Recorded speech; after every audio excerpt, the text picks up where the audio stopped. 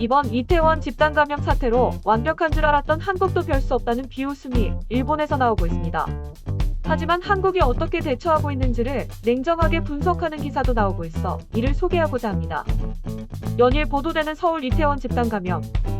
한국질병관리본부는 10일 14시 정례회견을 열고 관련 감염자가 총 54명이 되었다고 발표했다. 어제보다 26명이 증가됐다. 필자는 연일 한국에서 오전과 오후에 열리는 정부의 회견이나 현지 보도를 전망하고 있지만 당연히 일본과의 차이를 느끼는 부분이 많다. 이번 집단 감염 또한 좋고 나쁨과 별개로 차이가 있다. 우선 이번 감염 원인이 된 서울 근교의 용인 도시에 거주하는 남성의 정보 그리고 이동 경로가 매우 명확하게 공표되고 있는 점이다. 한국에서는 66번 감염자로 불린다. 이는 2월에 발생한 종교단체의 집단 감염에 발단이 된 환자가 31번이라 불린 것에 이은 것이다.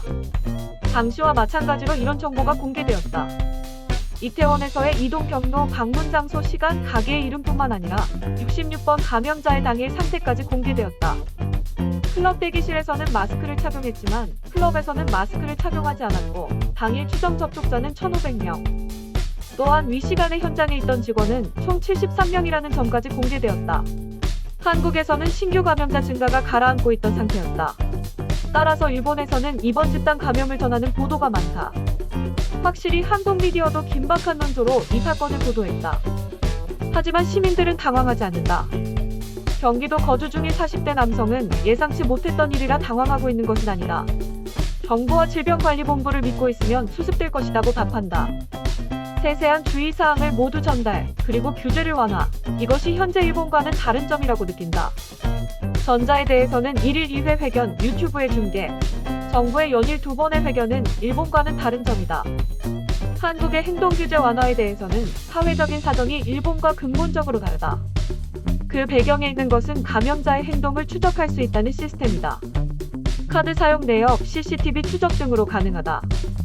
양국은 생각의 차이는 물론 일본에서 지금 제도나 인프라가 보급되는 것은 무리다. 일본에서도 앞으로 규제 완화 이야기가 나온다면 한국을 예로서 소개하고 싶다. 이상 한일문화 칼럼가 요시자키 에이지뉴의 칼럼 내용이었습니다. 이번엔 이태원 사태를 바라보는 일본인들의 현지 반응을 살펴보겠습니다.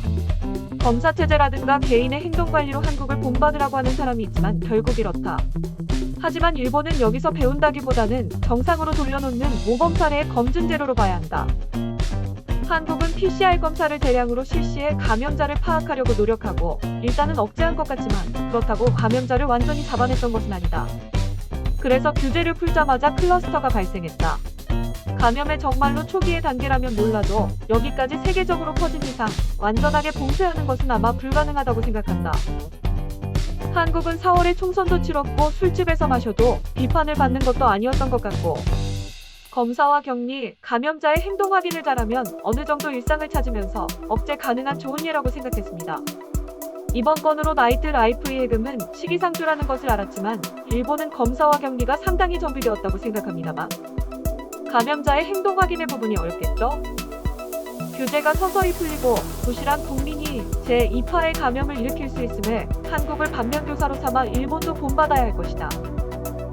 한국은 개인정보의 국가관리, 징병제 등 일부 매스컴과 코멘테이터가 말하는 것처럼 모델이 되는 배워야 할 나라가 아니며 적어도 유럽과 같은 폭발적 감염 확대가 되지 않고 서양으로부터의 제2파를 억제하고 있는 한 일본의 감염 대책은 현재로서 잘 실시되고 있다고 생각합니다. 중증이 아니면 검사도 받을 수 없는 비참한 일본이 검사 수는 한국보다 압도적으로 적은데 감염자 수, 사망자 수 모두 한국보다 훨씬 높다.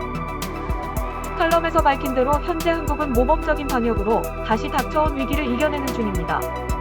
적극적인 검사 및 역학조사를 통한 추적, 시민들의 사회적 거리두기를 잘 지킨다면 대구 사태 이후도 그러했듯 이번 위기도 잘 이겨낼 수 있을 것이라 믿습니다. 시청해주셔서 감사합니다.